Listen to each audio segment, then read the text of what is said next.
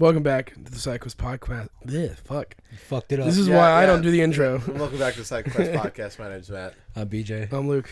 And I'm mad at Luke because we just got into the same fight that I think it's the third time that we've had this fight. I feel like it's been way more than that. It feels like it's been way more. Yeah, it's just enraging. Yeah. It's like talking to a fucking brick wall. Well, it's like I said this time. Anyways. We're going to be talking about the deep, dark collapse that is the games industry. The games industry.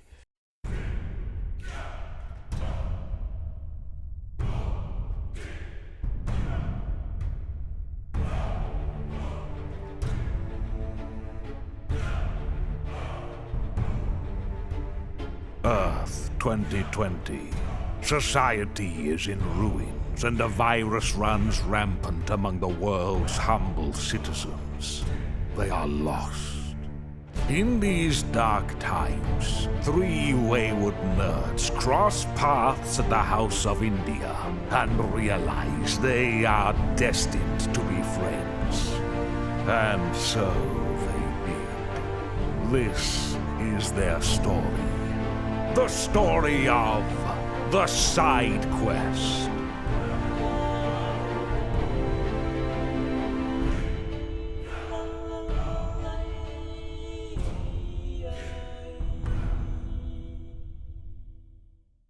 We've done a couple videos recently on the state and like the history of Xbox. These golden eras of gaming. And Xbox how they're all and PlayStation. PlayStation. We're going to have a Nintendo one coming up. We might even do like... Maybe like Sega or yeah, I was going to say like a Sega. I would love to do some of those like third parties. I would love to do like kind of similar to like what you did for Warhammer.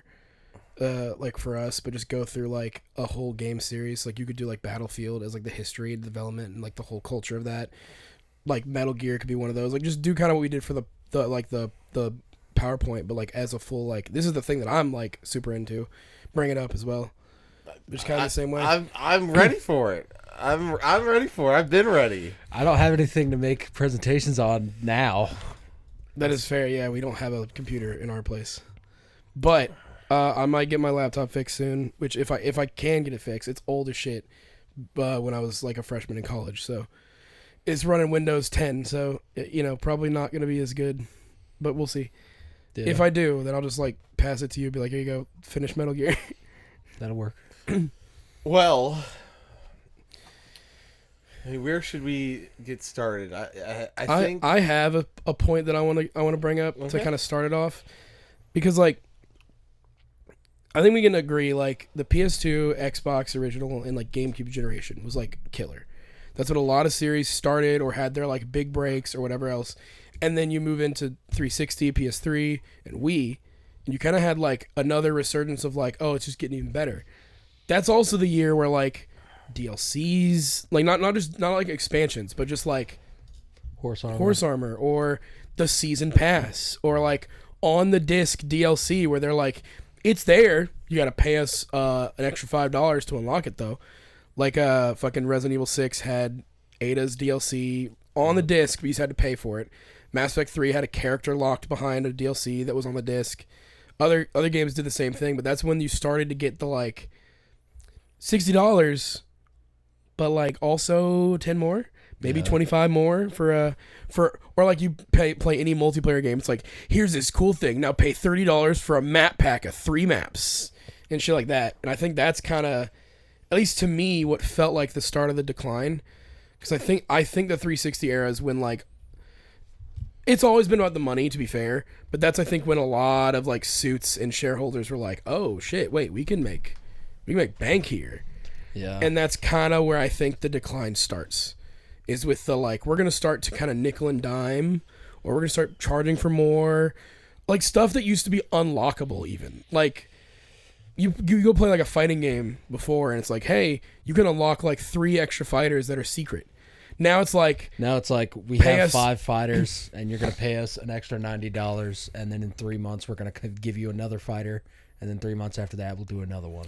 Like it everything that used to be just like, this is how a game worked, is now like, well, payment. I also what I don't get is I feel like back then when games released, they release with everything, even if they had like, let's say like a game that did have a lot of DLC that was paid, but like let's just go with Skyrim, like a game that felt complete, or even like Fallout, both feature complete. Yes, but like now we're getting stuff where it's like you only get part of the full game at release. Yeah, and they're sectioning it out. And it's whereas like Skyrim people would be like, well, games are more complex, but like at the same time, our technology is more complex. Like I don't actually like I understand games taking longer because like modeling like higher res like models and all this other shit, like the new ways you can do AI in games, like the way this NPC will react to thing, like that makes sense to me. But when it's like, here's the game anyway, we're gonna make you pay for a crafting but like at the same on top time of though, that. like let's say like a fight, like a move set of a character, so like all the different animations, if it's some sort of game where they do combat moves, it could be swords, anything like that. Like I get that, and it's like, the moves are much more complex and intricate, but at the same time it's easier to map that now. Like back then you'd have to like hand animate and like do all this other stuff that was a lot more intricate, and now that it's not that difficult to make something more intricate. I feel like it's the same with like you were talking about with combat, like hitboxes and stuff. You just drag to the edge of the model and you're done. And back then it was like, okay, well, I'm going to put the hitbox here and it's going to be a big box that covers the entire screen. Like I feel like a lot of that stuff has been streamlined and we're still getting fed less for more money. That's the thing. What gets me is it's like, I feel like the 360 generation was the start, and then you saw it normalized with the PS4 and Xbox One, where it's like you're gonna pay $60 for this game, and it is going to have less content so you're still paying $60 like you did in the 360 gen. It's like less content, and we're going to charge you for I get the idea, like even though I'm totally against it. I get the idea that like things cost more now, because things do cost more now. Like and for some games, and that's not an issue of the game. That's the issue of like the government and the inflation and the way the world works. That's kind of the input of this conversation. Is things cost more now that 1 month ago the same thing cost way less. Well, and it's like it's too like we're so getting. I get that, but like that doesn't change the fact that like at release, before the game's even sold. At release, I'm getting less for a game. Well, also when you release a game and before release you then have a trailer for a DLC, when it's like the game hasn't even released yet. Why the fuck are you now telling me about an expansion that's coming out in 4 months anyway? Why not just put that in the game? Yeah, I mean, we saw that recently with Donkey Kong. They took out DK Island just to sell it back to you as DLC. Nintendo's been doing that the entire Switch life cycle. Breath of the Wild, before it dropped, got an expansion pass trailer. There is a little bit of an exception that I have, and that's going to be for like multiplayer multiplayer shooter games. And the thing that I do understand, it's like, it's fun. Like when you get, I'll just stay with Battlefield because that's I'm most familiar with. Like you get it and you have these maps to play, and it's a lot of fun, and a lot of it's like, hey, we got to test this out, see what players think, which is kind of Battlefield's original mindset. It was like, we're gonna see how this goes, and a lot of games. So you play all the maps, and then they add a couple new ones to like because if you added everything in, you get bored of all of it at the same time. Like, if you were to release 10 maps and have them out for 4 months... You get sick of the 10 maps. You get sick of... At the same amount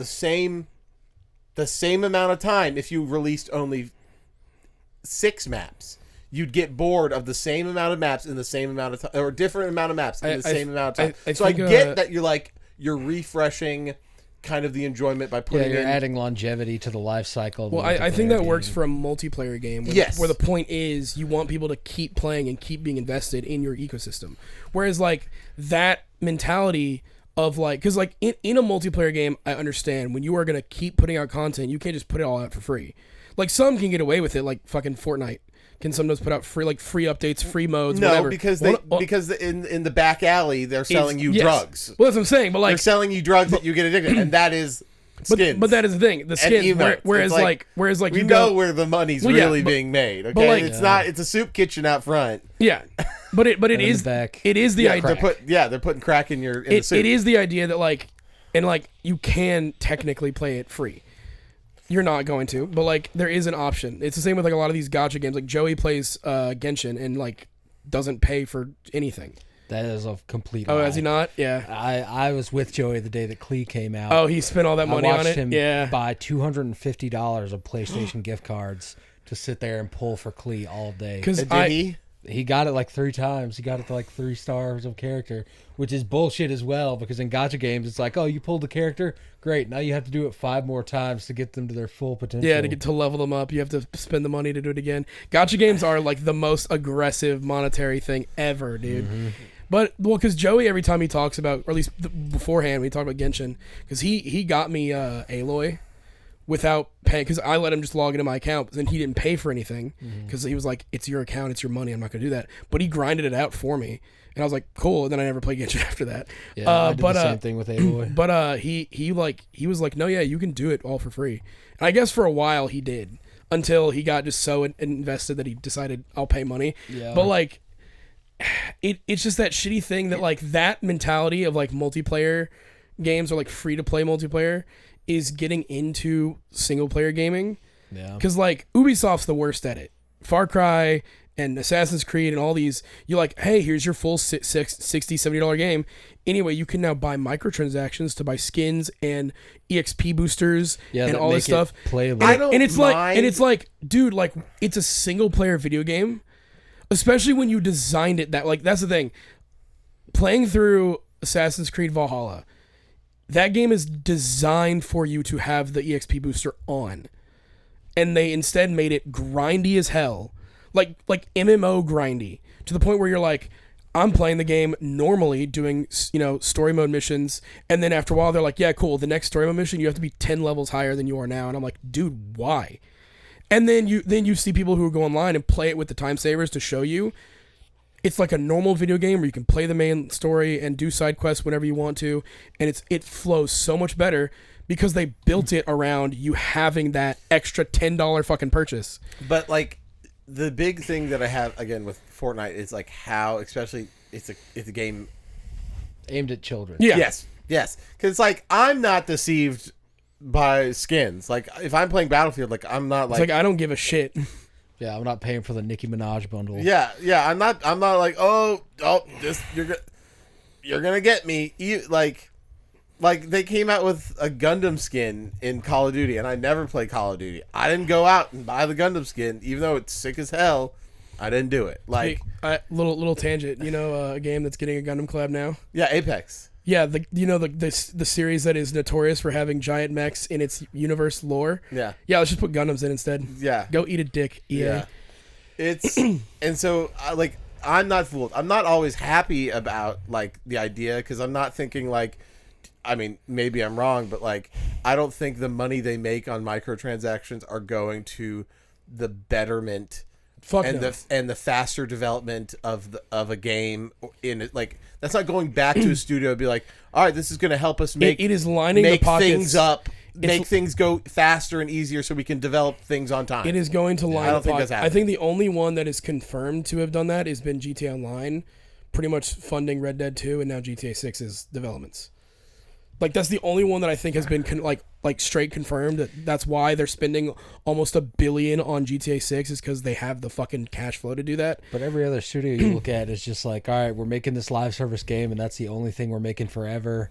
And then they don't plan on making anything else. No. So that's clearly not like the norm. No, and it sucks too because that's what Sony's been trying to do. Is to get a live service game that works, which they had Helldivers and they fucked that up. But like to get one that works that gives them infinite cash, so then they can give like Naughty Dog and Guerrilla and whatever their infinite fucking budgets to make the whatever game they want to make. Yeah, they want to give Bluepoint that infinite budget. Oh wait, Do you think that they're really going to want to get live service so that they can give back to their developers? I mean, like that's hell no. No, not in a million years is PlayStation wanting to do that. I mean that They're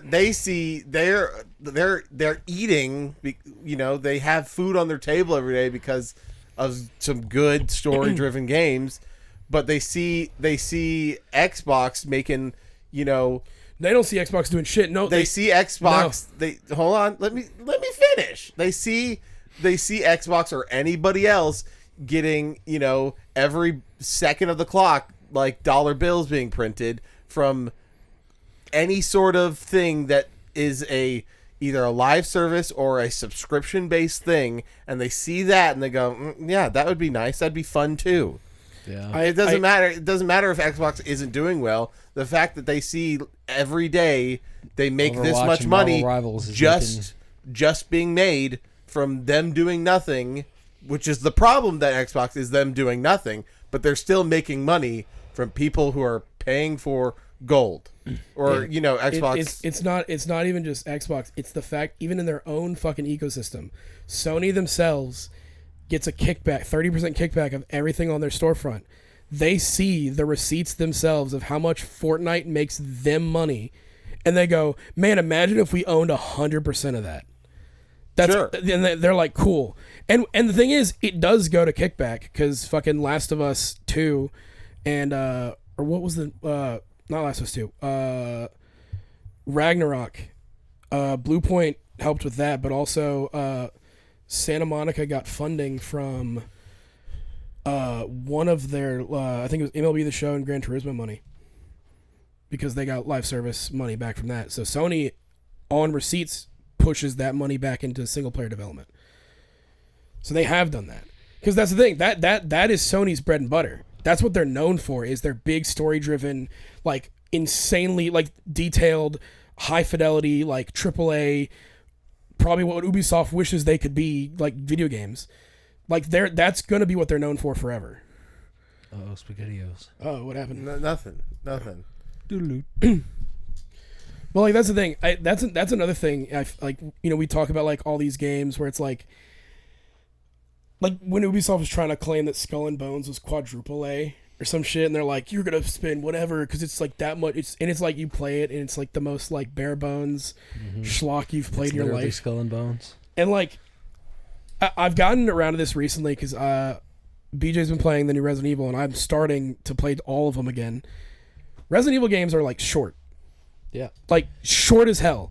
But yet they're worth the fucking price of entry every time. Because they still rely on replayability and unlocks. Whereas, like, I can promise you this, Assassin's Creed Valhalla was not worth the $60 I paid to spend 80 hours to do the main storyline and still not fucking finish the story. And I'm like, yeah, I got 80 hours minimum out of that. I still felt like I wasted my money. Yeah. Whereas, like, Resident Evil 4 Remake, when I bought that, and I was like, this is worth every penny I bought, and it's infinitely shorter. Like at this point, when with game price, because now we've got like an Expedition 33 being what $50, the Oblivion remaster a little cheaper, Hollow Knight, Silk Song being $20. We're getting games that are now like AAA quality that are now getting a little cheaper because of like. But the key there is that it's all coming from indie studios that aren't trying to fuck you in the ass and mouth every moment of the day. I think I just don't like, even though we had, you know, a lot of big talk. I mean, it was all good talk and came from a good heart, but like big talk from Baldur's Gate at the Game Awards, you know, it and then seeing Expedition 33 win, it's like I don't know how much that's gonna change anything. Because, like, now... on the AAA side of things, it's not going to change a goddamn thing. Yeah. I like, when we say that the industry is dying, I think it's the AAA industry is dying. And you're going to see a lot of, like... I think if you're not but like that's Rockstar what, like, or Sony... The problem with that is that that is what... I mean, I guess this is what the topic is about. But that's what the gaming industry is built... Like, those are some of the... Even though they're not good now, but... The empire of gaming has been built upon these bricks of AAA. I think some will stay, like, obviously, but like you see like Ubisoft having to get money from Tencent just to stay afloat, which is crazy. I'd be fine if they died. I'd be super. I mean, yeah. I'd feel bad for like all of the genuine talent that works there, because like you see what Expedition 33 and what was the other game that was Dispatch, where Ubisoft devs who just left and made their own studios. I'm hoping they can do that when they all, because Ubisoft like employs Every European game developer that comes out of college immediately goes to work at Ubisoft, and then they get fucked for years and years. Yeah. Like, Ubisoft has genuine talent who are just suffering with, like, the mandates going, nope, it's got to have this, it's got to do this, it's got to do this, focus tested to all hell, and it's got to be for everybody, which means they're just the most generic. That's the biggest things. problem. Like, back in those PS2 days, it's like we had such a variety of different things we could play, and no one game was going to be like another game unless it was like the sequel. And like now, it's kind of in the same thing that we saw with movies after 9/11, where it's like, it's not making $1 billion, then don't fucking make it. Make it safe. Make it for everybody. I was just gonna say, because like right now, like we're seeing so much stuff that's, I think, is pandering. Like I'm not saying I'm gonna say like this, all this like stupid stuff that you're seeing in games that like never were designed to have that, and it's like, oh, it's about equality, and I'm not saying like this. You're taking it maybe as like me talking about like racial stuff, but like more about like everything in general is like, we don't need this in a racing game, whatever it is. Not saying anything about like race equality, like we don't need. Like if you don't like, you don't need EXP, you don't need fucking I don't need like, it's more about like, I don't need these things in games to be in these other games. I like that's what I'm like, I don't need we don't need optional stealth. We need a fucking stealth game. Yes. Like that. Yes, that like we like don't a need game doesn't need to systems. Have. It doesn't need to have an action RPG combat system with EXP and armor and a stealth system and a thief system all in one, just because that's what every other game has. Somebody said like, it's a person who I always am like, this. That's a horrible take, and I can't believe we're friends. I'm not going to blast him on here, but he knows who I'm talking about. We were talking about GTA 6, and he's like, oh, I hope they put in like a good stealth mechanic in GTA. No, and I'm like, no. GTA has never been about that. And they go, well, like there's like heists.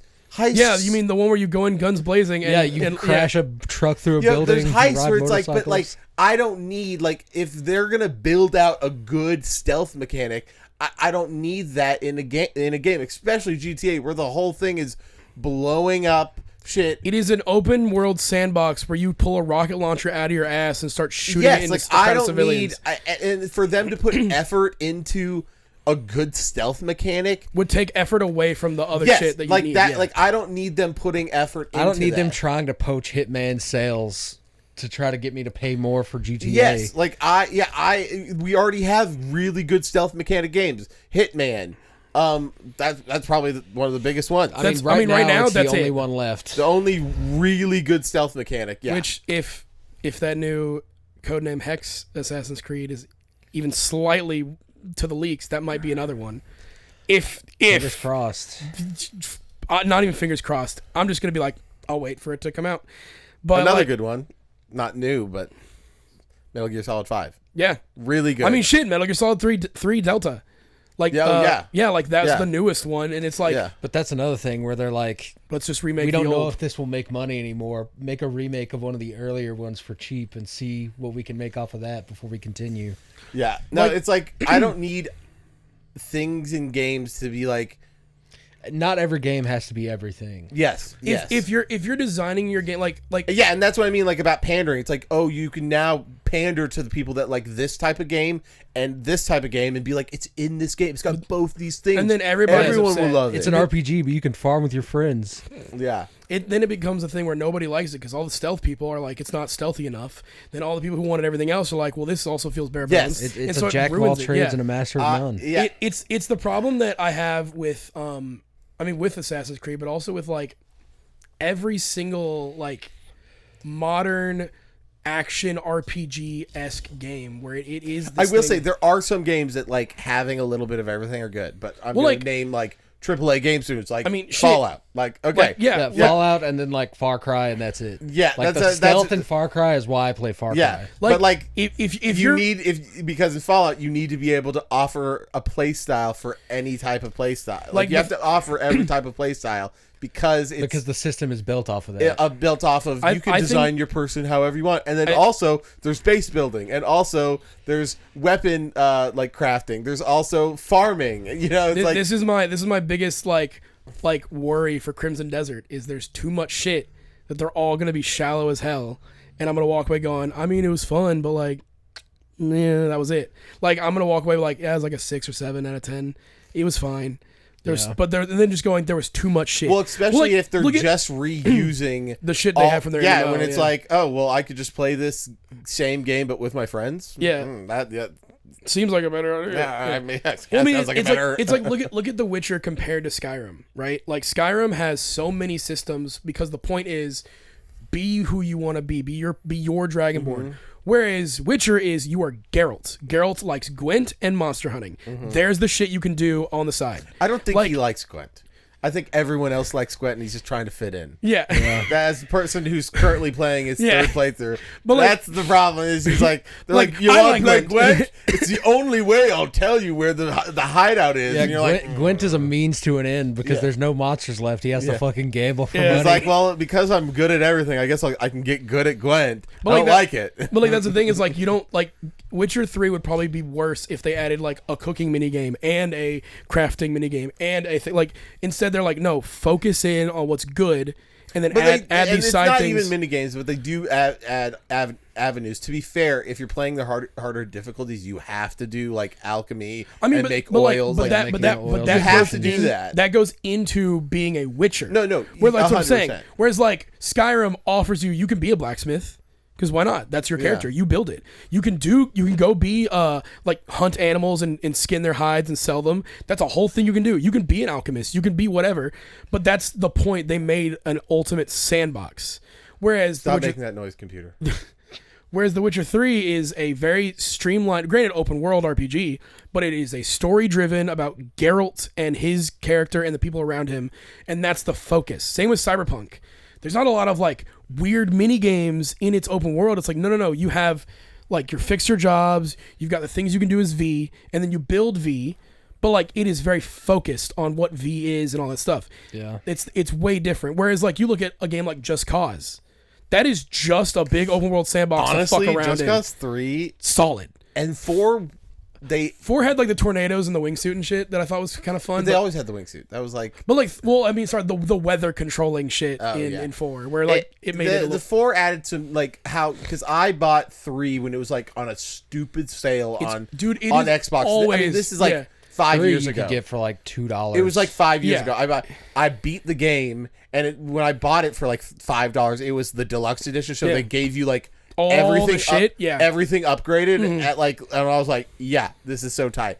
And then I played that, and then I was like by the time I was finished with it, they were like $8, Just Cause 4, and I was like, yeah, why not? and like it's so much the same game, but it looks prettier, and they added some new things, but it was like for that much money, like Yeah. I'm not critically playing this game as like I paid $60 for I am this, running around and I'm- having fun. yeah, like I'm doing some stupid it's shit. a new map, I'm having fun with Yeah. it anyways. But that is also a game where it's like they went and said, because like I think it's Just Cause 2 or maybe it's 3 where the final boss is you jumping on rockets and missiles as they're going toward the thing just because they're like You're actually thinking of Metal Gear Rising. yeah, there's that too. yeah, But like it's just that thing where like they had a vision of like ultimate destruction sandbox.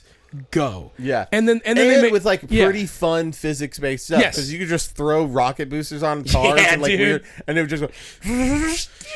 like that is like that's the type of game that I don't think is going to get made nowadays because if they made Just Cause 5, right, it probably would come out with like, oh, there's like a little EXP involved in your weaponry and we're going to try to make a really cool story with our main character now. And it's still going to have the crazy shit you can do, but they're now going to try to make it accessible for everybody. And if we're for gonna $5 more tutorialize the you shit could- out of you it. could, you can, you know, for this much money, you can buy this new crazy weapon that lets you like explode people's heads. You know, That's the something. thing. I think we've just lost a lot of creative vision when it comes to these AAA games. So it just feels like a nothing. I mean, to be they fair, a lot of AAA games feel like they're made by a committee of people. to not be fair, it's like, like a director. this is and, yeah. people we tried all these ideas and we can't. It's hard not to see something as Like if it ain't broke, don't fix it. No, Even- like it's hard to see anything new and be like, yeah, well, this game did this before. This is just like this game, or derivative. It's like, it's hard to find anything that's not derivative of something else. I mean, but I think it's okay to be derivative when you're innovating in some way. Like Neon White is basically just Persona, but the gameplay is world night and day different. Well, I mean, even then, the gameplay is like based on. You could argue that it's just arcadey speedrunning game, but the way they do it with the cards and the shooting and like the physics, it's hard for a game not to come out for us to not compare it to something else. Yeah. Well, and so it's hard to be like, this is a brand new idea that's innovative and brand new. No, it's even in like in every aspect of a game. You're gonna look at a game and go, gameplay, that's that. Yeah. Well, or like, oh, even if it's a good thing, we're like, oh, this feels like this. It's really hard for you as an enjoyer to not compare it. And, I mean, that's like might be part of the thing. It's like we're hitting a brick wall with games. It's like, well, this did well. Let's just kind of see if we can do it again. That's been like the whole reason as to why you guys call me the enjoyer. Is I'm literally like physically having to go, just this is the game or this is the thing. Just watch it for its own or experience it as its own. Try not to think about the outside influences and just experience it. And so I'll probably walk away way more positive on things where like even you will go, yeah, but it's not as good as this thing, or oh, but this did it better. And I'll go, yeah, but like I like this because it was kind of cool, and that was it. And so like I try to do that like physically. I'll like control in hand and go, okay, just play this game. Don't think about the fact that Metal Gear Rising did this cut thing better. Just play this game. Or like, oh, another samurai game was the Ninja Theory one, Rise of the Ronin. It's like a woman warrior with a sword and a samurai ninja game. Woman hitting things with a sword. Yeah, but like it was like Rise of the Ronin came out and I played that and I liked it. But like everybody on the internet was like, Ghost of Tsushima did it better, and I'm like, yeah, of course they did, motherfucker. They had infinite budget, and it's fucking it's the Infamous team. Of course they fucking did it better. But damn it, I want to play this one because it seems cool here.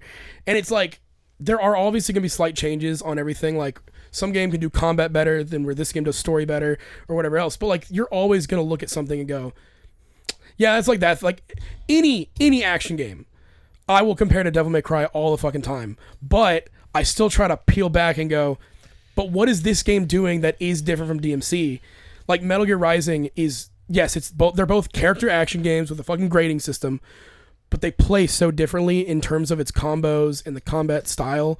Same with Bayonetta even though it's the most similar. But like you try to like step back and go, okay, but what is this one trying to do? As much as I can, obviously. Some games are just straight up like, you just copied the fuck out of Dead Space. Like, was the Callisto Protocol? Yeah. It is just worse Dead Space. Like, I can't even look past that and go, well, but it's like... No, it's just... I just rather play Dead Space. Like, there's some games where you're going to get that anyway. And it sucks, because, like, I'm sure that they were like, this is the game we wanted to make. Because it was the Dead Space creator who left EA, because EA fucking shut them all down. He's like, this is what I want to make. And I'm like, cool. The Dead Space remake that just came out was better than your game. It's just difficult. Oh, yeah. Like, especially in an industry, because it's not like, I'm sure it's to somebody maybe who is in the book industry reading indie books and stuff like that. I'm sure they could be like, because books have been out for way longer, and there's, they're like, yeah, this is just like this, and this, and there's certain series that, come out, but then people will be like, oh, I really like this series, I'd love to do something similar, and you're like, yeah, you just copied. This is Larry Farter, the boy Harry who's Pothead. Yeah, the boy who's also chosen. That's the thing, is like everybody, what is it? And so he has white hair and red eyes. I'm sure it's the same with other industries about it feeling derivative, and it's hard to compare. I think there is a point. It's just difficult now to be like, not see, especially all these games that feel like lazy and we have disappointment. Yeah. It goes like, yeah, you didn't even try. I think that's the problem, and because like this just feels like you're trying to do this, but make it, put some Febreze on it. You're trying to make it smell fresh. Yeah, you're giving me a polished turd. The worst is especially when you go, man, this is kind of disappointing, and then it comes out later that it's like, yeah, this was a multiplayer game that they started, and then they had to restart development to make it a single player game. But like Starfield, and then think Starfield, innovative. We thought it was going to be new, and then the game just sucked. It's like, and the thing is, it's like because even when you thought it was like fresh, the biggest problem with Starfield is like they have a lot of good ideas. And that's where it ends. Like, yes, the shooting felt good. Yes, they have a lot of good ideas, but it's Bethesda. Yeah. Well, it's like they like if you look at one thing, like, okay, the base building, it's better than Fallout 4's. You look at the shooting mechanics, it's better than Fallout 4's.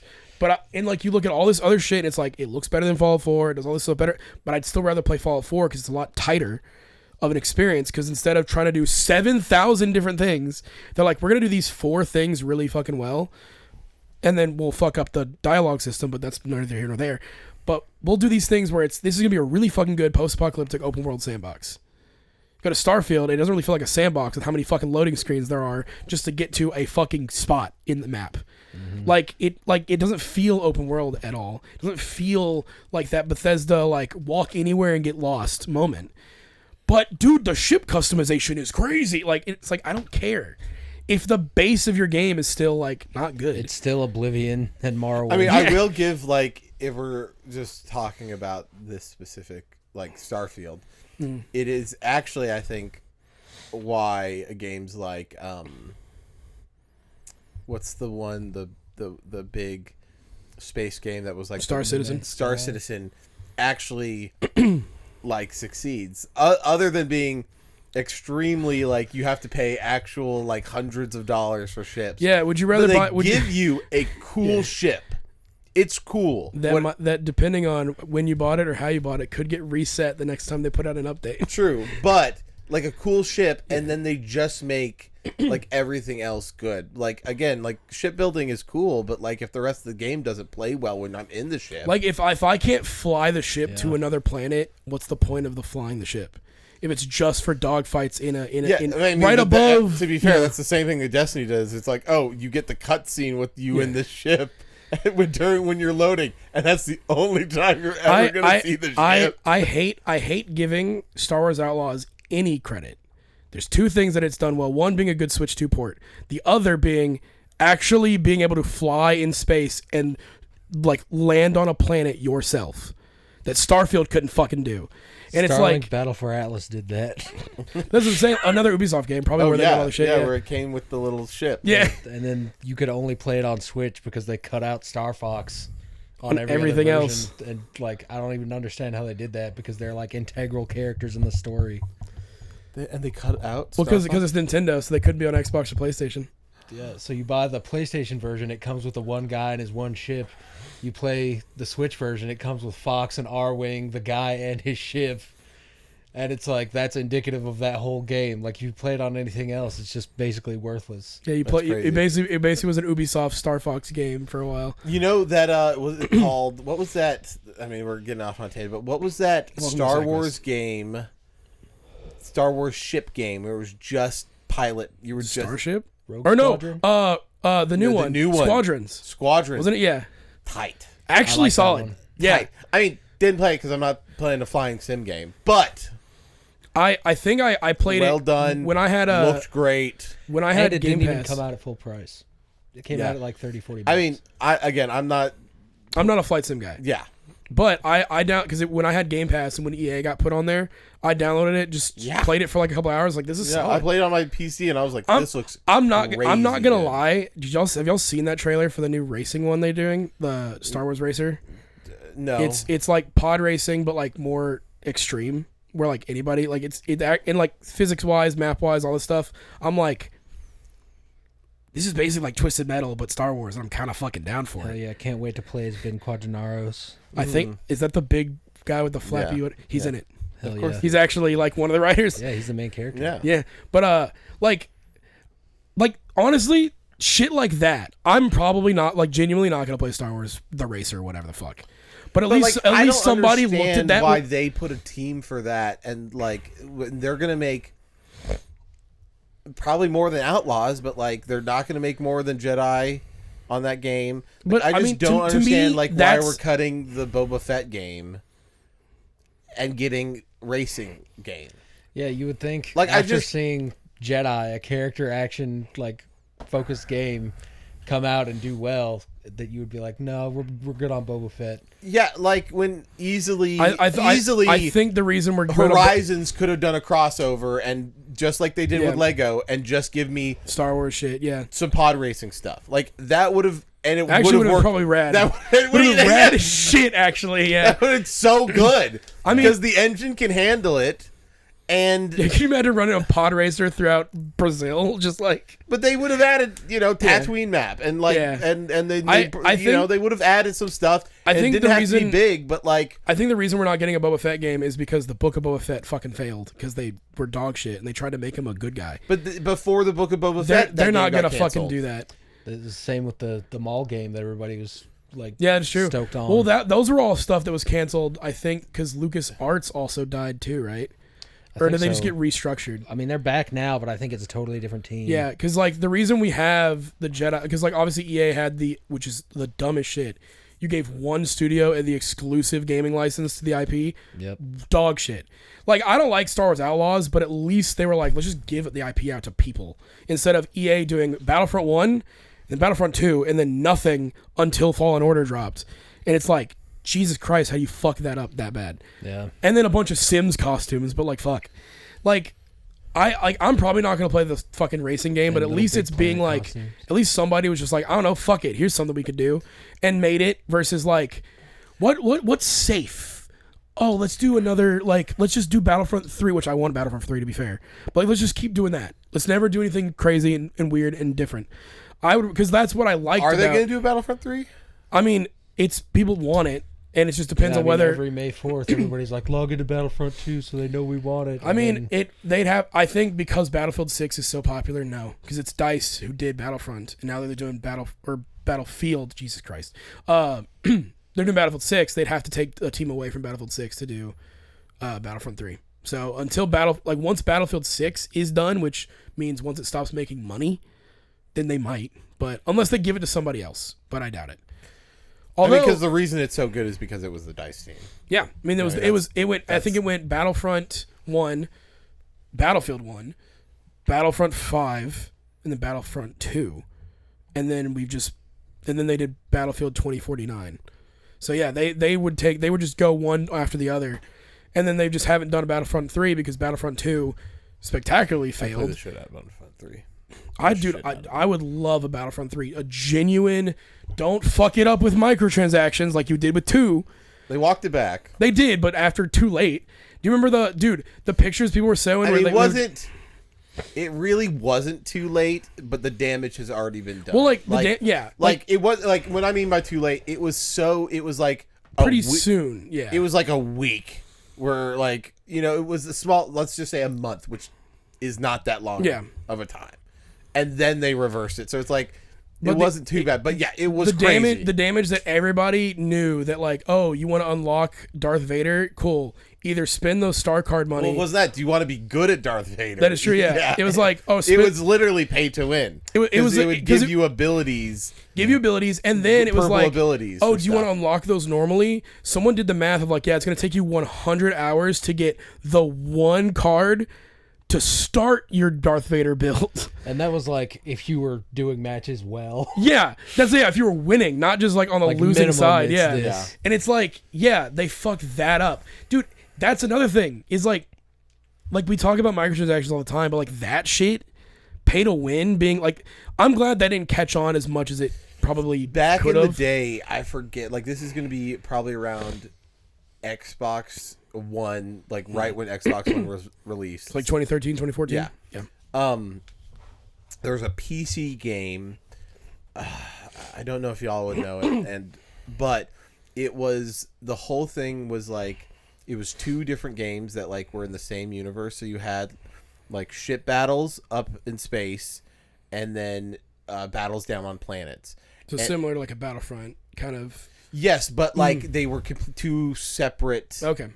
Things. So you would have actual people up in the stratosphere fighting in ships, and you could send down barrages from like capital ships and stuff like that. You couldn't interact other like the planes You were could, like land the ship. yeah, you couldn't do any of that stuff. So it wasn't like Battlefield or anything like that other than like, but it was totally pay to win through like, oh yeah, you want this gun? Yeah, like spend like $5. yeah, to get it. yeah, and the gun was way better. Or you want to have in your ship like to be able to get like faster reloads to shoot like players down on the planet. You have to pay money for this better I was gonna ship, say I you know? said like it didn't catch on, but I forget that like I was playing Call of Duty look it up. Modern Warfare, like the reboot, and like they were putting out like the blueprints guns, which were just here's all the attachments for this gun that make it good, which you could unlock those by playing, or spend your $5, $15 for the gun skin. Going back to Battlefront, that came with like the scope and the thing and whatever, and you just were instantly better with that. the first Battlefront game, if you bought the deluxe edition, they just gave you the level 50 best pistol Yeah. right off the bat. I remember playing that game, and it didn't matter because everyone had bought the deluxe edition. I was gonna say that one because everybody was so excited for just Battlefront being back that I think they were like, Yeah, we were all like, we'll pay whatever it takes. yeah, like I think that's been my biggest egregious thing is just microtransactions. Like seeing like I don't mind them in a free to play game, like genuinely, because it's like, look, you have to make your money somewhere. I understand that. So having them in a free to play, having them where like, hey, we're gonna nickel and dime somewhere to get our money, makes sense. Mm-hmm. If you have me pay like any amount of full price for a video game and then immediately turn around and say, anyway, so give us more because we really need to keep this server running or whatever. It's like, no, stupid. Like, I paid my entry fee. Yeah. Like, I'm going to keep playing. And then you can sell me like a map pack or like a fucking expansion for more money. But I'm not gonna like also anyway spend money on these crystals so you can get a blue paint for your fucking gun. Yeah, after you've already spent $60 on your base game. That's my whole thing. I'm fine paying for expansions because I can tell that they put time and effort into them, and they're worth the money because of that. I'm not paying for like a fucking stupid cosmetic in a single player game that's like this doesn't change anything. It's one of those things where like, as much as I love it, Resident Evil and a lot of Capcom games actually have this problem where it's like.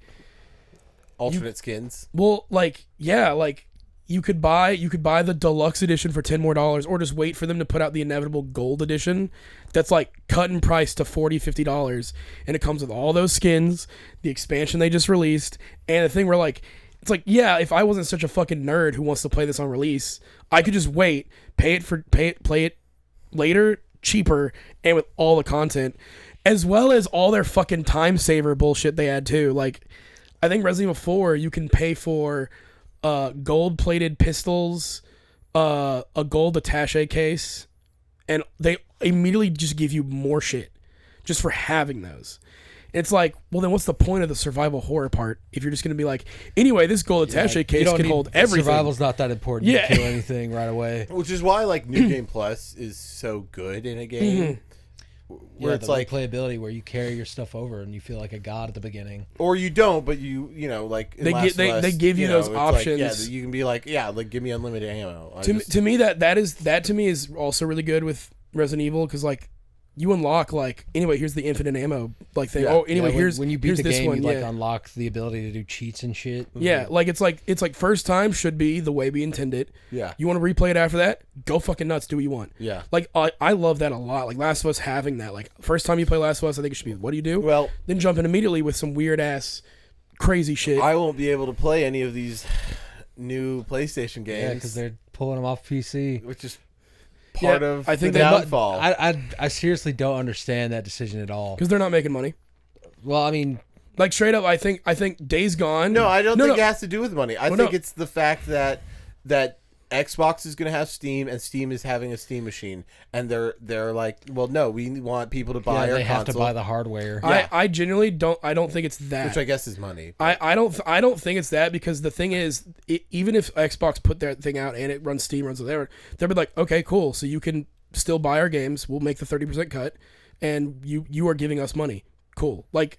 They're not that petty enough to be like we can't have them on Xbox because they are that petty, they just put out yeah. To be fair, they just put out fucking Helldivers on Xbox. They don't give a shit as long as the money's there. I think it's because every single Sony because they wanted money. Every single Sony first party title that has been put out on PC has been progressively selling less and less and less. Because they're already selling PS5s. Because they're not coming out with that, and people already have played it. Yeah, it's always like 1 to 2 years later. It's not on release day. Well, It's yeah, like Last of it's- Us 2 just came out. I played that shit on the PS4. That's the thing. They're never going. That's the thing is they're never going to put Like, them out on release day. That's A the game thing. that's that old, and especially with like, if I played Last of Us 1 when it came to Steam, Yeah. all right, then I wait for Last of Us 2 to come out on Steam. I'm not going to be buying the other games because I already had to wait for those. Like, I'm not going to be buying the remastered, remixed edition 2. Like, I'm not. Well, I mean, those are the ones that got put on Steam. Yeah, but they got put on Steam the same day. Look at Horizon. That is true. Like, Well- Forbidden West came. Is it even on PC yet? I don't know. Ghost of Tsushima. Well, that's the thing. I think the rumor now is that like any ones that are currently like being developed, so like I think Yote and probably other Horizon one, and then I think one other are getting put on Steam. But then like they're internally possibly going around and going, because I think is it worth it? Because at the end of the day, well, no, because if they're not losing money. they're not losing, but they're barely making any, and that's the problem. Well, like no, but that. Internally, It's still income. Sony. Yeah. Well, is the thing Sony PlayStation, the PlayStation brand brought in like billions of dollars in revenue last year. 1% of that was PC. That includes Stellar Blade and fucking Death Stranding and any of their things they've had marketing rights for. They barely made. but That's anything. the problem with releasing Death Stranding at all. Is because it's fucking dog shit. Yeah. Nobody But wants like to play it. they like I'm not saying that, like I understand like I think they should just keep it's doing totally it. petty. I think it is. I totally- think I they agree should with keep that. doing it. The problem is that like If they're the problem is if they did it day one release, they'd make so much money. the problem is that is where Sony's never going to do, is the day one. Well, And then that's they're the not problem. going to make Yeah. more money from that. But then the thing is, every time they just it is working is that they're just selling more PS5s. Like that's the But yeah, that's what I'm saying. That's what they're trying to do. well, yeah, and like from It's a, not. It doesn't from- have to do with actual game sales. which I'm saying, which to be They're fair, just trying to bolster the sales numbers of their consoles. And which I mean to be fair, considering and that I your think only Xbox should your take only up- competition. should not do Gears and Halo and all that other stuff on PlayStation. oh, they're anymore. never going back on that. Why not? Did you see how much money they made with Forza Horizon on PlayStation? They looked at that and went, "We're never going back to exclusives Now, ever again." now they do. But what they should do is they'll just say we'll release it on there a year later. That's what they should do. Just despite. But they're not. They're not going to do it. despite- See, that's the thing. PlayStation. PlayStation will sit there and go, "No, you're going to buy our console." Xbox is like, fucking money now." Xbox is never going back to exclusives. But they wouldn't have that mindset if they had still been doing successful things and making games. If Xbox didn't, I'll say it, this is my 100%. I believe this to a T. If Xbox didn't buy Blizzard or Activision, we would not be in this position. They spent $70 billion, and then Microsoft, like the higher ups, went, "Cool.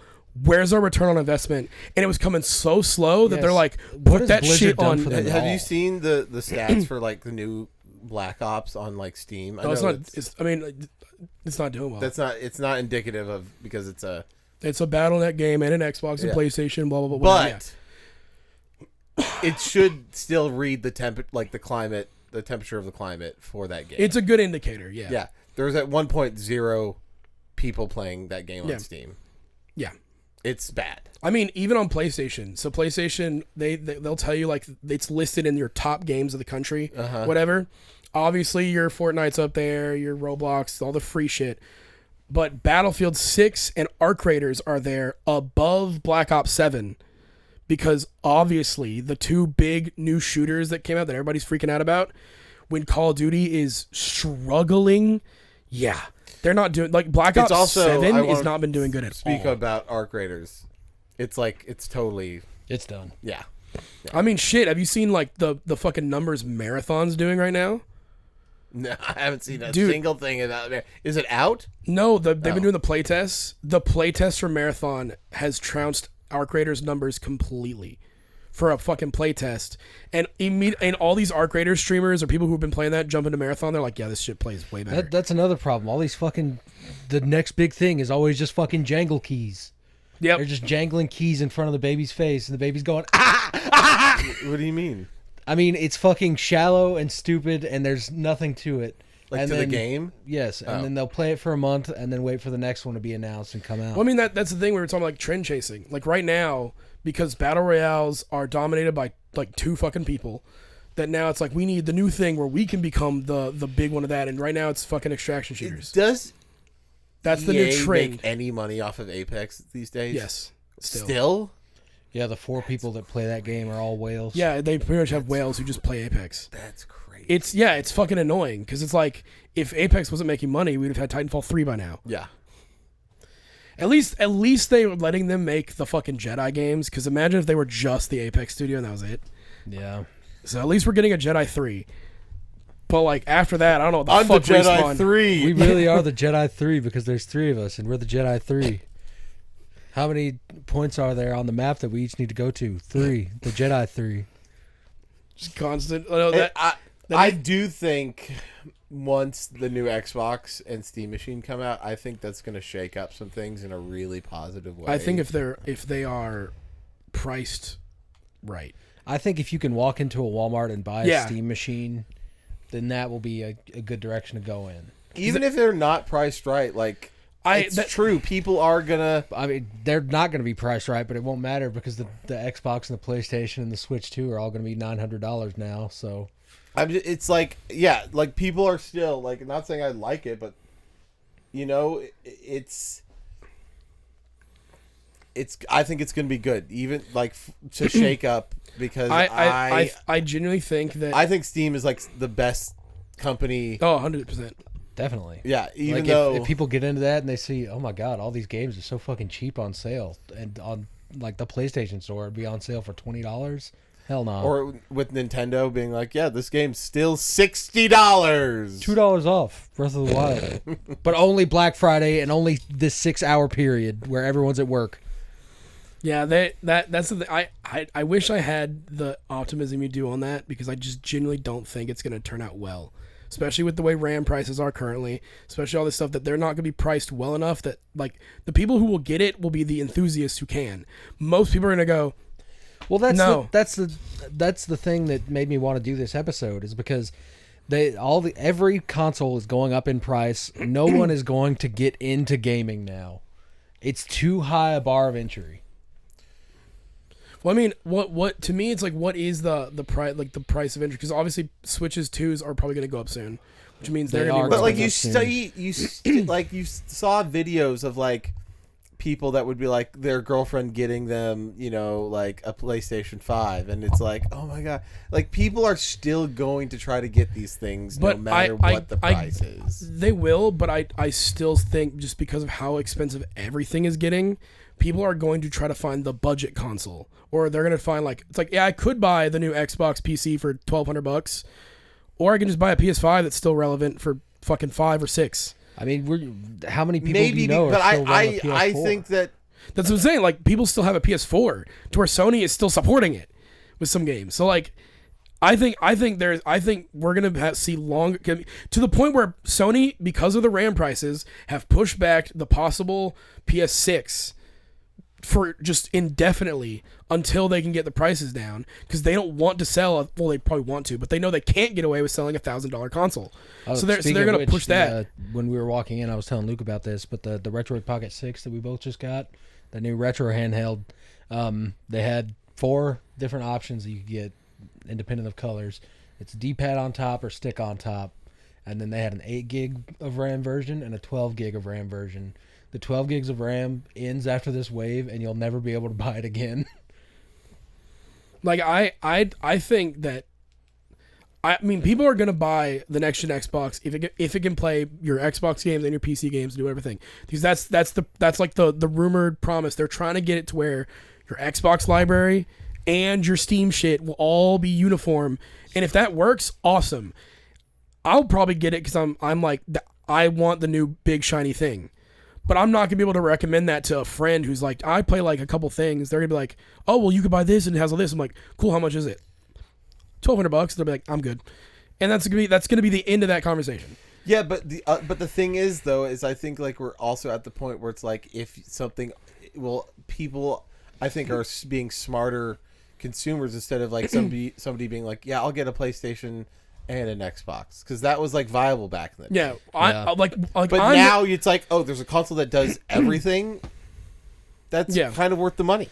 I agree. If Xbox does this, like that custom Windows version that they did for the Ally, and they come out with like a dual booting machine, then I'll lean towards that, because if I can play everything on Steam that I can't even play on Steam Deck because it's Linux, plus I have access to Windows that I can edit on and do other shit, like I'm gonna buy that. That's the thing. Like for me that console makes sense. I would 100% buy it because I'm like, yeah, like what you're saying. But I think that makes sense for a lot of people. Like that's what I'm saying. I understand that it's expensive, but I think that the 92 million or whatever the fuck number they're at now with PS5, those people are just gonna stay on PS5. Like, especially people who just play Fortnite and Apex and Call of Duty, they're going to buy the cheapest machine to play those games on just because that's what they're going to do. And they're going to keep plus with PlayStation, the next time they put out a fucking God of War or a Last of Us or the Wolverine game. Yeah, I was going to say new Wolverine's going to be the big one. And then the fact that this year alone, Sony has marketing rights for GTA 6, I guarantee you there's going to be a console bundle with it. And it's not coming out on PC first. It's going to be a year later. They're going to make immediate money selling PS5s with GTA 6. That, like, the console's not dying anytime soon because Sony is, like, too dominant in it, where even when the PS6, whenever they decide to start actually, like, putting it out. But even in the days where it's like, oh, you buy this console and it's just a PC that also has access to the PlayStation Store, and every console is that, we're still going to be getting, like, the fucking Switch 3 where they don't put anything on anything else. Like, that's the thing. Like there will and be. We don't have a web browser. There will be console. You're still gonna buy the Switch 3. 100%. If it has fucking Zelda and Mario and Xenoblade on it, hell yeah, I am. Okay. Yep. Because the games are good and fun and worth it. That's the thing. Is like, and that's I think what's gonna keep Sony and Nintendo around, is that they keep making their games exclusives. What if Woman Had Feelings game and a sword? And yet it still is one of the highest selling games of 2025. So, like, they're going to keep doing that until they stop selling, and then they're going to have to, like, oh shit, we need money. Another thing is the next Horizon, whenever that comes out, is dead in the fucking water because Silence is dead now, and the writing team is also apparently dead after I played that last one, so we're fucked. Yeah, and yet dude, I think Horizon is the avatar of the game world. Because everybody shits on. Well, hold on. Everybody I know, not Last Airbender, the blue people. Everybody shits on Horizon always.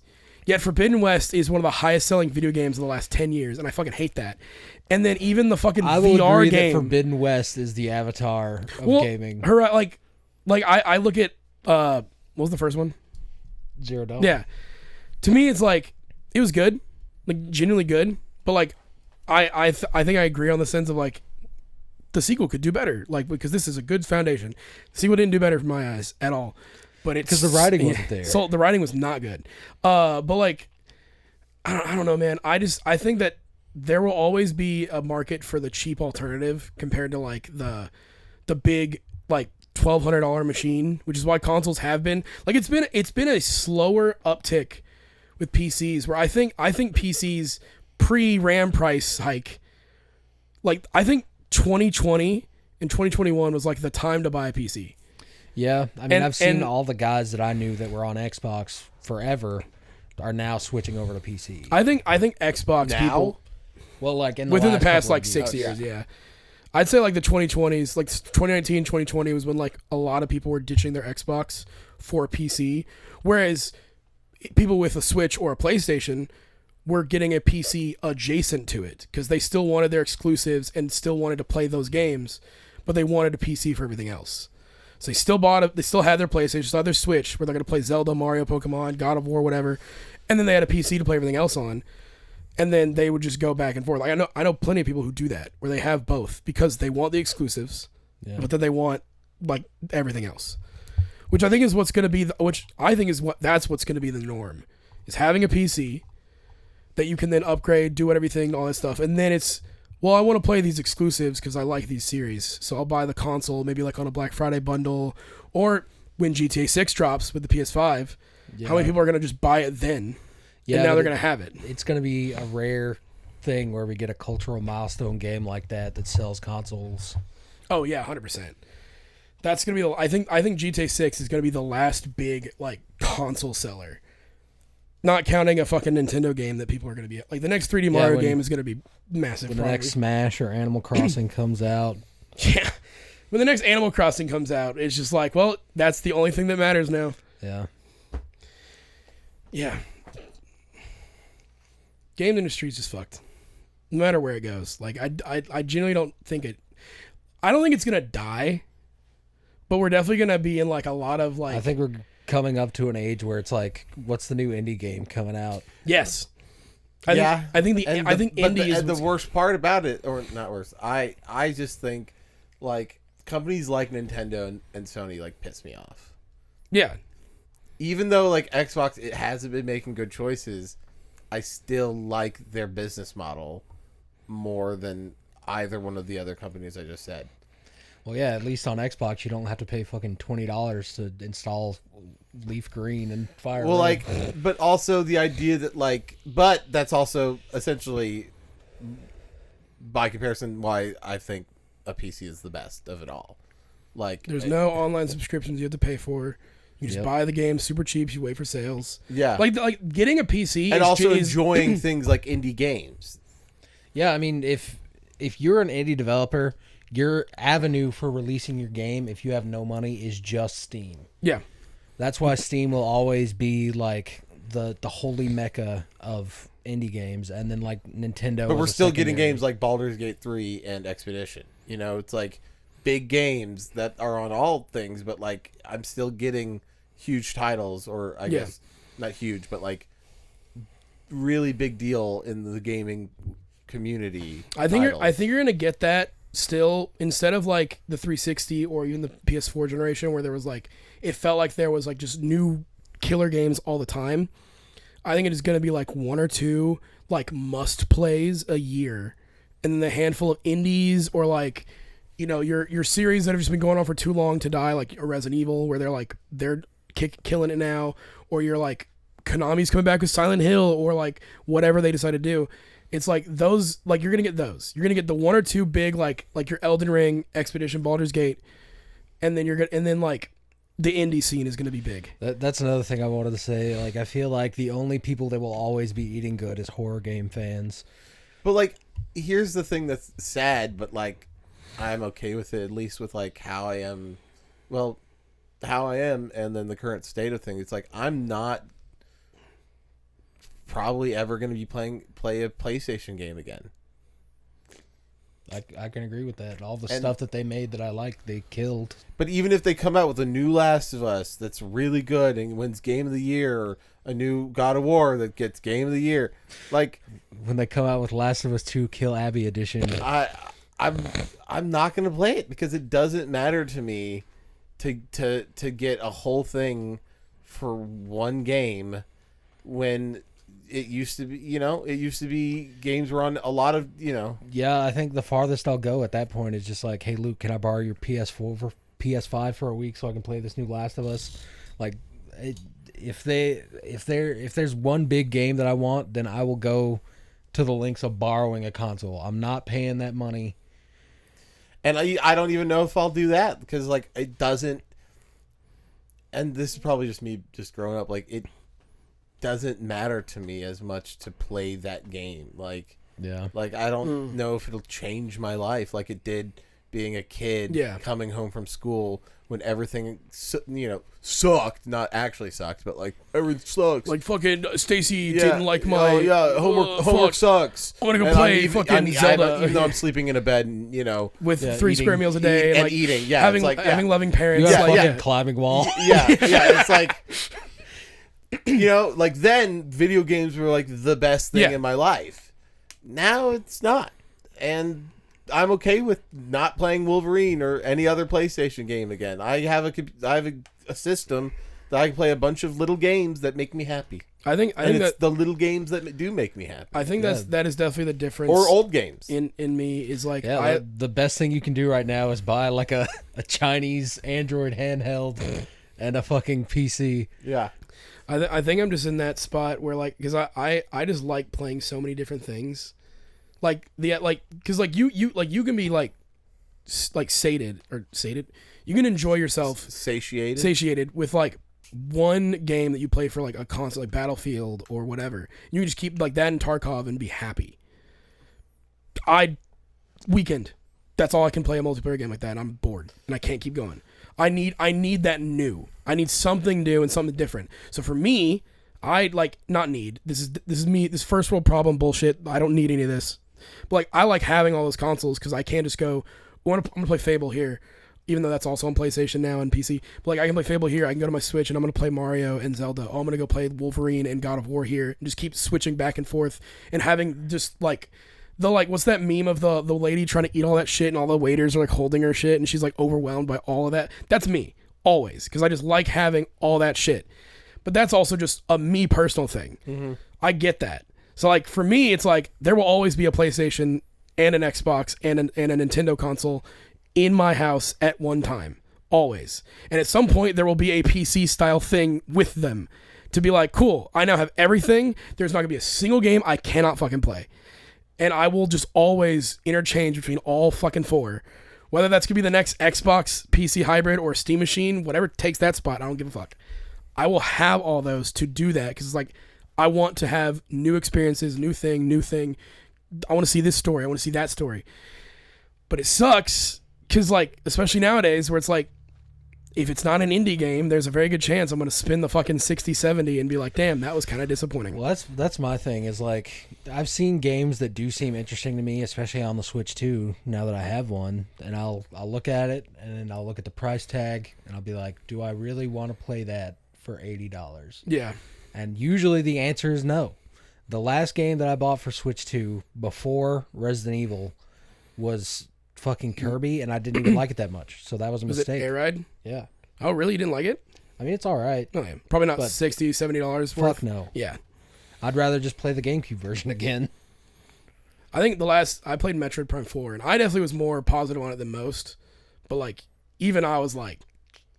See, I probably would have shelled out for that one, but I haven't played 2 and 3, and they don't want me to play it on modern hardware, so... I'm going to be completely real with you. You don't need to know shit. The main bad guy from 4 is somebody that happened in, like, a side thing that doesn't matter, and it's just like, oh, he's back, and Samus is like, you, that guy from Metroid Other M. Yeah. I think the last full price game that I paid for was Battlefield. But actually, I didn't even pay full price. Yeah, you didn't. You got the Phantom Edition for free, right? Because you fucked. Or no, you did pay the Phantom Edition, didn't you? Well, actually, or did you get it like discounted?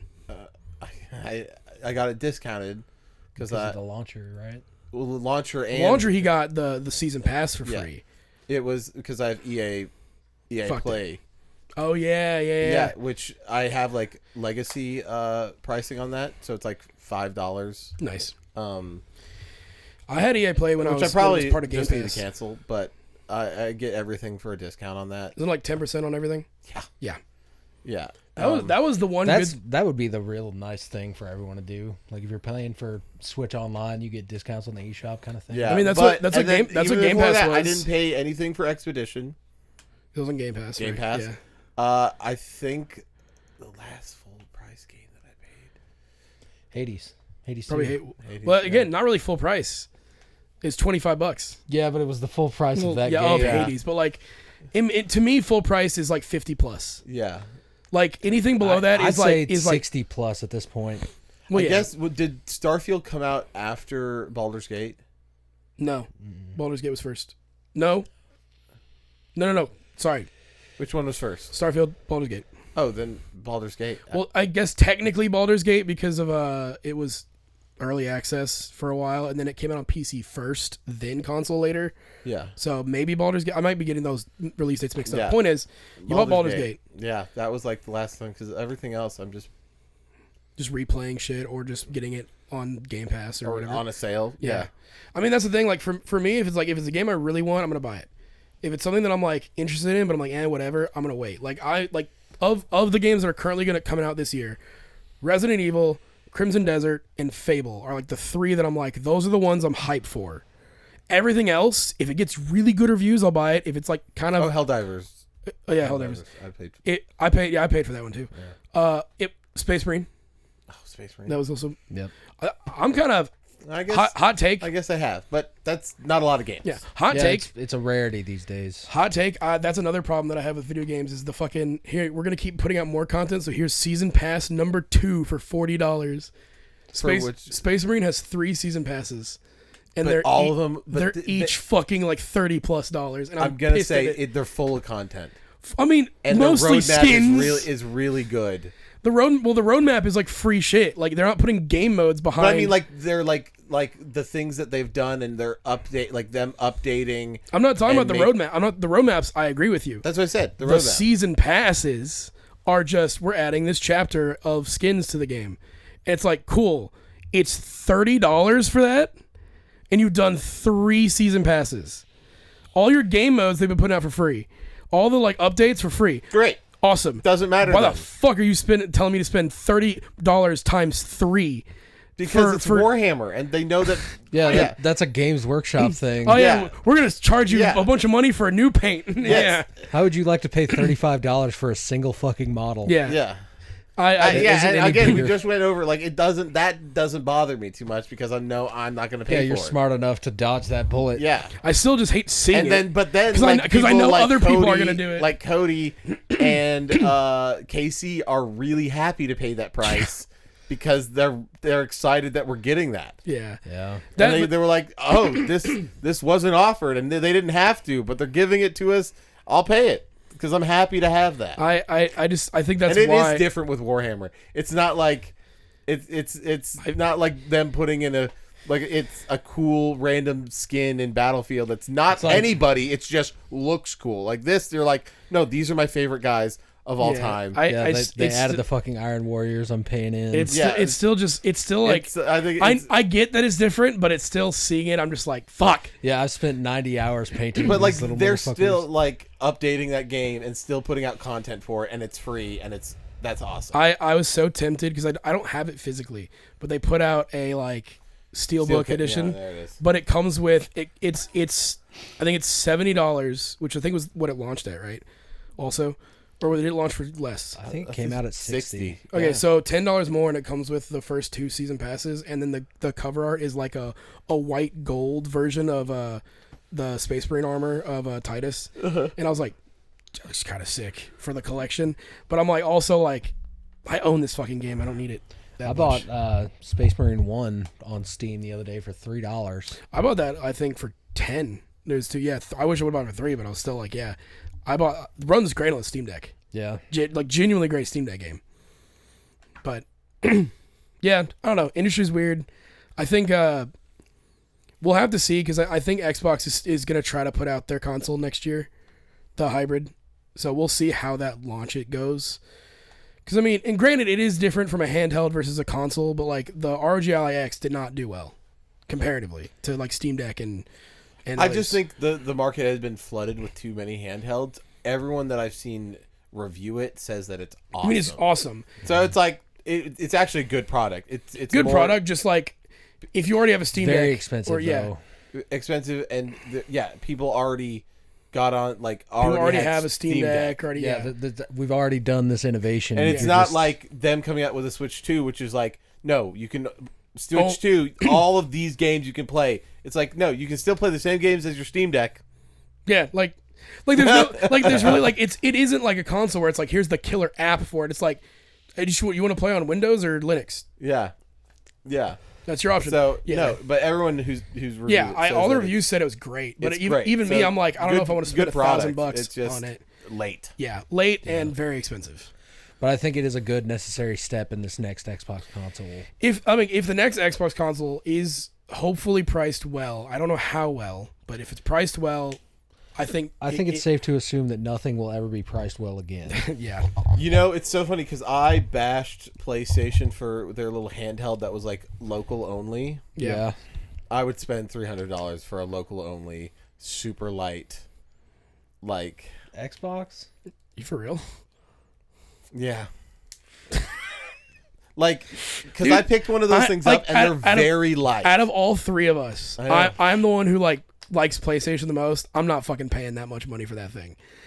Like, no. No, the idea that I mean, granted, I would need your internet to make it work, but like, even with our internet, I'm still not doing it. Like, to me, I'm like, I'd rather just have the handheld itself that I can then plug it in dock, or just have the console. Like, that's my thing. Yeah. But to be fair, if there was like a way to hack, they're probably. I mean, it's a fucking tablet. Like, they're probably one of those hack it. to just let me stream my Steam games, and it's that light. That'd be pretty sick. I'm sure there's people working on that right now. Like, everybody loves jailbreaking hardware. Even though I do have a Steam Deck, but the idea of something that light. that I mean, light, it is just the size. Exists it is with, just like, the size of a Moonlight. PS5 controller on a fucking tablet. So like, Yeah. you put an Xbox controller on the side of that thing, it'd be better. Oh my gosh, yeah. I just that is the future I want. Like, that's why I do like the Switch as much as it is how like thin it is compared to the Steam Deck, personally. Oh yeah. But like, that's what I want is when we get these big bulky powerhouses that are that small. Like, that's like when we get to that point in handheld gaming, I'm like, oh, we're fucking golden. But Like, this thing can run 120 frames. That we are not having. Yeah. That started, but is that like there are certain games that's like, yeah, I'm not going to be playing this because I'd much rather play it on like my screen with my powerhouse of a computer than I would want to do a handheld. I mean, we're kind of getting to that point with some games. Like, granted, it's not going to be like the most graphically powerhouse, but the fact that certain games on Switch, like Metroid Prime 4, can run 120 frames. Like, I know both of you guys played the shit out of Cyberpunk on your handhelds. I would never want to play that game handheld. I just liked being in bed doing it, though. Yeah, I think I have the most hours on that on Steam Deck. Yeah, I have the most hours on my PlayStation. I just would want to see that city, Night City, and everything on my It's like that's well, sort of and just like I think that's why the handheld market is so interesting, because we are getting close. Like the fucking ROG Ally. Yes, it's $1,000, but the people who have that are like, that screen's pretty good. It's working real nice, and like, yeah, screen technology's gotten pretty and like crazy. I do think we're gonna get to the point where like whenever, because I think Xbox is also working on their own proprietary handheld as well. Sony's doing one as well. You know, if they're putting out their own proprietary, it's probably going to be the most like casual friendly one that's going to be like, this thing can run 60 frames like straight up. Yeah. Which that's the thing, is once I get a handheld that just on base runs 60 frames on everything, I'm going to be set. Cuz like the Switch 2 is such a weird one, cuz like any first party titles are all 60 and some of them 120. But like Resident Evil, I think it runs like what, 30 or 40? I don't know. I genuinely can't tell. You mind if I check after pod? Just see it? I'll pull it up because I wanted to show Matt too. But yeah, like Resident Evil. Yeah. Oh. It's I think that's the one thing I think I'm more excited about, is where the industry's going. Not necessarily in the game side of things, but the hardware. Because like, I didn't expect handheld gaming to make a huge ass comeback like it has. Like, straight up, I thought the PSP and 3DS era were like the end. Like, yes, the Switch is a handheld market, but I thought that was going to be it. Nintendo's got that on lock. Nobody's touching it. And then now we've got Steam Decks, Xbox with the ROG, the rumored Sony PS6 having a handheld like option. Like, handheld gaming being as back as it is kind of sick. Yeah, I agree. And I'm interested to see. And then emulation, like what you've been doing, like Retroid and all these emulation machines coming out and being as big as they are. It's kind of insane. Yeah, like I could name scores of YouTubers that just cut their teeth on reviewing those little consoles. Retro Game Core, Wolf Den, Tech Dweeb, fucking a billion small ones. Like there's now like, I think that's one positive is, while yes, the AAA space is like dying, there's so many niches getting carved out with gaming that like, you can look anywhere now and you're probably going to find a niche for a game or for a thing that like I think you'll always be able to find a game to play. Whether that's the one good AAA of the year or like the bunch of indies or just going back and playing games you've never played before. Yeah. I think that's going to be a big thing here soon, because like, you know, new Resident Evil comes out, everybody's like, oh, what's up with the Resident Evil series? They go back and they play all the other ones. Same with Silent Hill. Metal Gear. You think people do that? Yes. Like you see it in the sales charts. Like Yeah, you see Resident Evil the other 8, ones jump. Yeah, they all jump up because people play the new one, and it's like, this is my first Resident Evil game, and they go back. Oh, I thought you were saying the opposite, where people go and buy. Oh, like just out of the blue, they'll buy like Resident Evil 1. Or no, like a new game's coming out, so then all the previous ones get bought. No, And I was like, you think people really? No, yeah, it's people. It's people jumping in on 9 and going, "Oh, this series is really cool. I'm gonna play more," because they either haven't played them on the older ones. Yes, it sells. Yes, I mean that's the case with I thought you even were saying it sells them before, and I was like, that's crazy. That'd be weird. That would be weird. I mean that's the thing too. We're seeing with like any of these like animated shows or like Fallout TV shows, all the like other stuff. I mean, Cyberpunk. Everybody watched Edge Runners, and they were like, "Let me see what this fucking game's about." Yeah, I mean, you see it with Fallout. All the Fallout sales went up. Fucking dude, even the fucking Splinter Cell anime boosted the few Splinter Cell titles you can buy on Xbox and PC. I think this new God of War also looks looks bad, but I hate, and I would be okay, even though Fallout's great, but I think it could be a better world if we didn't make like movie and TV show adaptations of video games. I think it depends on what the adaptation is. But you say that because of the ones that we have. The sample size that we have is all bad because it's made by people that don't care. Yeah, but like I don't think it's. I mean, so the guy who is doing the showrunners for God of War, he said he tried playing it and he's just not. He couldn't play it. He played it for like 2 hours. He's like, yeah, I'm just not a gamer, and this, I don't do it. Even though God of War has a just the story difficulty and an auto combo button where you literally just spam the fucking one button and Kratos will do the cool shit you can do. Yeah, like no, you can make that game play itself. I don't know why. Well, yes, because everything we have is bad, and so because it's not like we're gonna get a new Witcher series with Henry Cavill again, and it's written all correctly. Like, we're not going to get that again. So it's like... at least not for another decade. But that's why we need more Markipliers in the world. People that are passionate about the things they want to make. Even if it wasn't, like, 100% good, you can still see the passion. You can just be like, you know what? Yeah, I fucking enjoyed that, but even like, with my problems with it. But the thing is, though, is like, for some of these, it's not going to be as good as, like, if it's based off of a video game adaptation. The game will always be better. Yes. I mean, shit, Devil May Cry. Like, I enjoyed it. Fucking nothing like the games. Yeah, just straight like Dante's Goofy did it. That's the one thing I can bring in. So I don't know. It makes me think. Like, I mean, I will take the instead of ruining things. That I will take the bad because we've gotten the good from like Edge Runners and Arcane and Fallout and the Mario movie. Like I enjoy the Mario movie. I like the Sonic movies. Like I've liked a lot of the new stuff because at least now, with how big gaming has gotten, there are people who genuinely we won the care. war, but at what cost? The cost of Monster Hunter and 80 Resident Evil movies that suck dick. Witcher, Assassin's Creed, Jesus Christ, the AC movie was dog shit. This new God of War, the God of War Last of Us show, like... You had one good season, then you fucked it up in season 2. Like, it's... Because Craig Mabbitz, or whatever the fuck that stupid dude's name is, like, Ellie... Like Craig Faggots. Yeah, for real. He's like, Ellie can't... I don't want her to hold a gun. I want her to go... You misinterpret the entire point. Dude, you misinterpret the entire point of part 2, because literally Ellie is a fucking demon in it's that about game. Fucking anger and rage. And you're like, and no, revenge. let's have her and Dina go on this nice little... Like, yeah, Dina... let's make Dina the hottest woman on earth real quick. Dina telling Ellie, you should get revenge on Joel, is the worst thing I've ever... Like, I genuinely was like, why? What the fuck do you mean she has to be told to do this? Fuck! I hate that show. That's what I'm saying. Like, sure, some of the things that you really like, I mean, we have some, but it's like, you guys got some, but like, I'm like... You're suffering. yeah, like, I will never get over the scars of The Witcher, especially now, rereading the books, replaying the game, like, that is It makes it hurt worse. It hurts so much. Because you could have had a genuine, like, Game of Thrones level hit if you would have followed the source material. Our only hope now is that the studio that did Siren of the Deep just goes back and starts from, like, The Last Wish and just goes from there.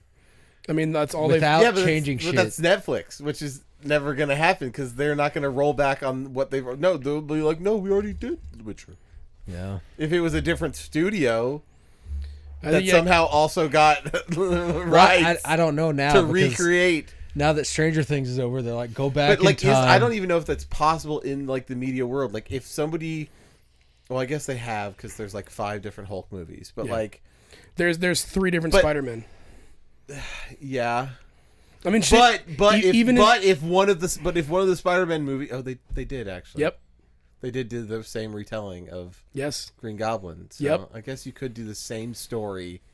Like, Yeah, I mean, think about how many fucking Batman movies there are. Where you see this motherfucker's parents die every time. Or but I mean, but it has to be again like. Comics are also weird because there's like 17,000 versions. Again, of in the the comics. comics, they're retelling the same story. yeah, so it's different. But like a book, like like The Witcher, like a set of books where here's the story for them to retell the same thing. I from think the you same can studio. because Or is it- there was a live action Witcher movie, granted Polish, but there was a live action Witcher movie, and then we got the Netflix one. I'm sure if somebody has enough money and enough they can pitch it, someone will go, hey, there's money involved, fuck it, do it. They can pitch a Witcher. They just has like whether that's Netflix or not, someone pitches it and it makes enough money and they have the rights, they're good. Like I guarantee you, We're also getting a Metal Gear. with Oscar Isaac, Yeah, which that I don't. They've think been is- talking about that shit for the last 20 years. It's not coming It's out. not happening. I do not believe it's going to happen. They've lost the director twice. They're not. It's not. happening. also Oscar Isaac is He's not good for He's not Snake. Snake. he's No. not Snake. You know, I think we did talk about this. He'd be a but, good Otacon. an old Snake. He's I don't know. He's just Pierce Brosnan would make a really good old Snake. Now, He'd be really good as the old big boss Yeah. for sure. yeah. I mean, who was the guy? Kiefer Sutherland was. He's a big Hollywood actor. He's a Hollywood actor who played Venom in 5. So And I mean, Snake was originally based on Snake Plissken. yeah. So That's true. that would make if they wanted to just start with Metal Gear Solid 4 for some fucking reason. I mean, shit. There's a rumor that Henry Cavill would be doing a Mass Effect show that just starts with 3, which skips the first 2 fucking games already, and I'm like, why? But whatever. He needs to not focus on that. I need that motherfucker to just laser focus on Warhammer. And season 2 of Night of the Seven Kingdoms. What? Oh yeah, because he's gonna be Damon Blackfire or whatever. Yeah, whatever he's gonna be. But Yeah. yeah, I'm cool with that. He can take a break to do Night of the Seven Kingdoms. But like, I do want that Warhammer series to fucking come out already. Yeah.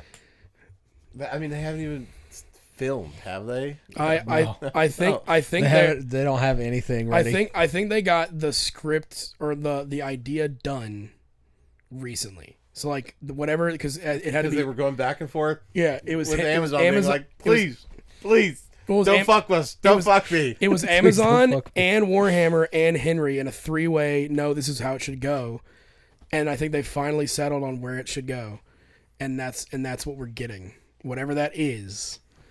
But yeah, that shit ain't. I bet it was like Amazon over here is like, how can we pay $2 to make this and have it return $1 billion? Yeah. And Henry Cavill was like, what if we made it good? And then Games Workshop was like, what if we made female Space Marines and made that in the show?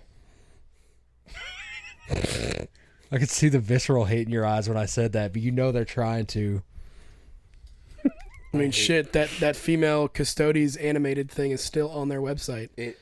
Even if it's not canon, they still kept it The up. female I love Custodes women. are canon now. Oh yeah. I love women, and I hate that. It bothers me so much. We don't need girls in Warhammer. Nope. We got one set of girls. That's the only girls. We, we love them, we love them. They're the the fucking best. but that's all you can. That's The only girls. That's the only space I'll allow you. I'm a guy, and Warhammer belongs to me. Warhammer is supposed to be about sectioning out people's interests. You got one faction that's clowns, one The faction Imperium is like space racism, space rate. exactly. It's It's space all about bigotry. xenophobia. and it's at its best. Yeah. And I love it. And if you tell me, Stop If making you- it inclusive. if you try If to you make give the any women part of that power- inclusive, Don't let my space fascism inclusive, okay? No, Yeah, because then you're going against the whole idea of it. The whole bit of space of literally the Warhammer thing is every single one of those factions is the main villain in any other story. But when they're all fighting against each other, it's pick your favorite flavor of evil and just do it. You want the mindless hive mind of the Tyranids? Go for it. You want the chaos that comes with the fucking orcs? Go for it. You want dog shit weebs who have mechs? No, you don't. You want to do? I'm not Imperial asking Man? for diversity in your smut books, okay? No, I know Okay. exactly what type of men you want in those smut books. I'm not asking for a normal guy. Yeah. They're not men at all. They're Yeah. fucking tentacle monsters and Yeah. frogs. You can have that. I don't want. You to- don't you touch do you. my Don't you touch my Astartes. Warhammer. Yeah. Don't you touch my Astartes. No. Apparently, there's female custodies, and that's sure. Fucking HR, dude. Yep. Once everything gets popular enough, they're like, well, hold on now. Numbering has to keep going. Same shit we've been talking about with the gaming thing. And then you have to make it for everybody. It starts to become for nobody. Yeah. Yeah, Yeah, once everyone is super, no one is. You know? exactly. Like straight, like genuinely, once when you take the niche out of something that people liked about it enough, then the people who've been with you for years are going to go, well, now it's like watered down and not what it's I want. tainted now. And then the people who are just casually into it are never going to be the whales that you want.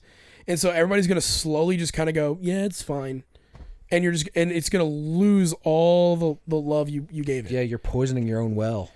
Like Yeah, I'm tired of talking. This is making Shit, I mean, this is so we're like depressing. fucking this From- whole episode. Yeah. I mean, shit. That's why FromSoft does so well. They like go. They're These not are budging. They're like, we make very difficult games. We're not putting it in easy mode. Despite how many of you claim you want it, we still make millions of fucking dollars. but we will add, or actually, they never have added tax. You know, if you want to, you can hack the game. Now we're gonna add a poison swamp in every single one of these games that you hate. Then there's always going to be a hot woman with her feet out. Yep. Yeah. But we're not putting easy mode in that game. Yeah. You better nut up or shut up. That's it. And then Elden Ring sells a bajillion copies. So they're doing something right. Yeah. If you make a game, most people will look at the actual artistry and the passion and the drive you have, if that's what's guiding your thing. Whether it's a book, movie, whatever. If it's made from the perspective of, I want to do this thing really fucking well, it's gonna do well. If they had kept Ghostwire Tokyo on track, I think it would have been Game of the Year, and we'd still be seeing sequels to this day. And they fucking I mean, shit. kneecapped it. I mean, fucking, this is why, like, and even then, Hi-Fi Rush.